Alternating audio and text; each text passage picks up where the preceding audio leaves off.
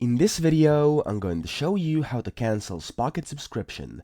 So this is very simple. All you have to do is first sign in to the Spocket app on the Spocket website, and then you want to go to settings, so click settings, which is located in the left hand toolbar at the bottom left of your screen. So at the very bottom left, you want to click settings, and then out of the possible tabs up here, you want to click memberships, which is the third tab.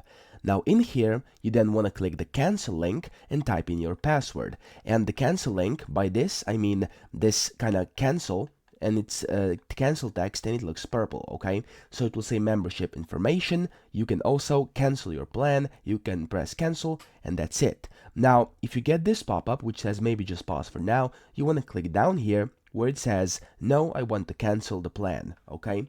And there's one more thing I wanted to talk about. So you may be asking, what happens if you cancel your subscription before the end of your billing period?